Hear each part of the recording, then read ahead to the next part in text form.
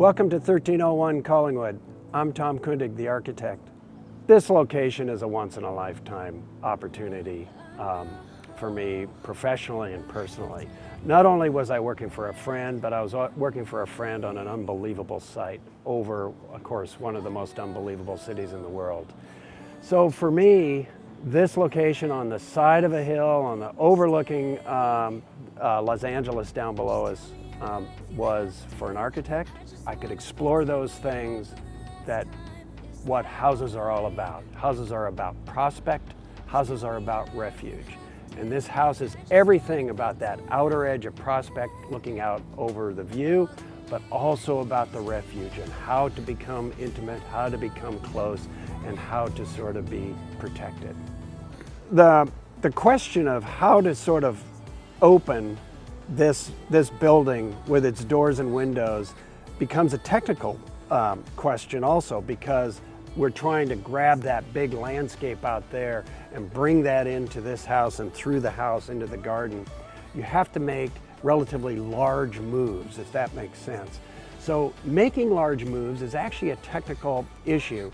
So with gearing and motors and sort of interlock systems, we're able to, in a sense, not magically, they may seem magic, but it's actually just hard work to sort of assemble a system that basically uses gears, uses hydraulics, uses motors to basically open and close this place to the landscape and the garden. Everything about this house is about finding your way easily around all aspects of the house. And in a way, the house is a house of doors and windows that open and close to this landscape. So the entry door is just simply an introduction to how you enter this house of house and windows that open and close magically. On this main level, the challenge, but also the opportunity, was to do a home that felt like a home, but also could expand in a sense to engage large groups. So the way the main level works, it's a series of open rooms between each room.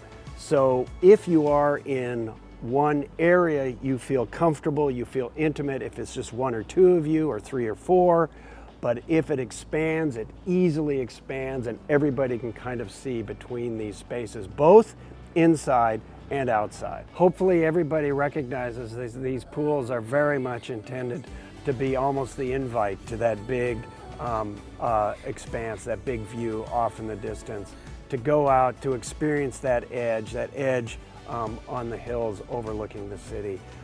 It's a way of literally extending the experience, that somewhat exciting experience of getting to the edge of something. And in this case, you're in the water, you're actually swimming out to that edge.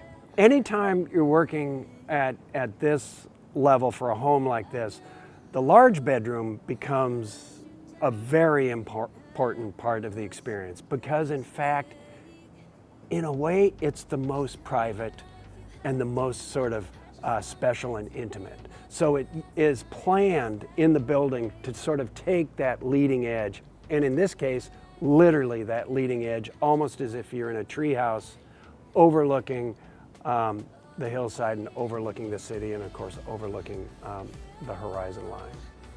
The garage and theater are both share that same sort of ancillary space that supports this main level. The garage, I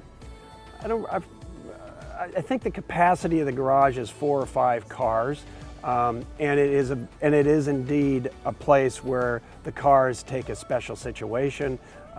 There's a little furniture group down there. There's a huge door that opens into the slot car is in the property, and so there's a story about automotive.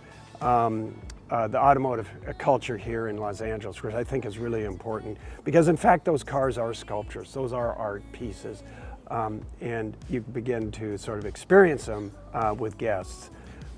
The fireplace devices or gears or gizmos, whatever you want to call them, are in fact operable. They're manually operable. There are counterweights on either side of basically a wheel, and you can very easily lift a relatively heavy screen up. So it becomes a functional device, but it's also a poetic device, so you can see how physics works, which is exactly what architecture is about. Architecture is about the functional and the poetic.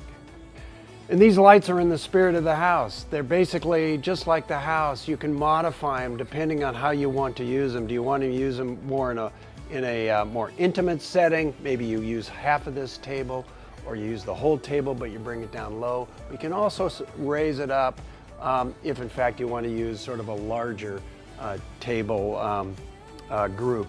This table is actually on wheels also, and it's part of my accessory line.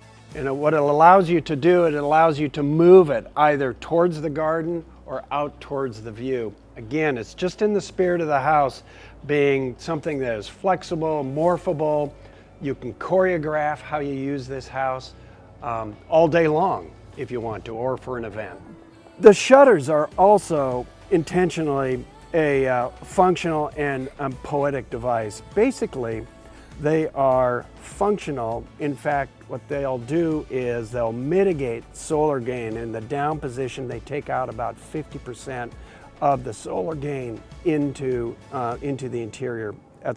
That's obviously an energy saving strategy, but it's also a glare saving device, so that when the weather is perfect, a situation where the sun is perfect, you can then open these devices, which are on an electric motor, and they become overhangs for the house, if that makes sense. So in the vertical position, they filter the light, and in a horizontal position, they actually are shading the light to the interior.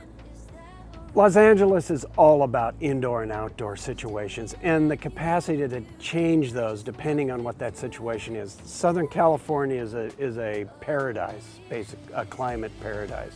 So if there's a way to keep the promise of indoor and outdoor, I'm going to try to do that. And this house is all about breaking that indoor-outdoor relationship. So perfect day like today, you can literally just drift from the very edge to the inside. This place breathes its environment. I hope you enjoy the tour of this home. It was a once-in-a-lifetime experience for me to work on this property in this city.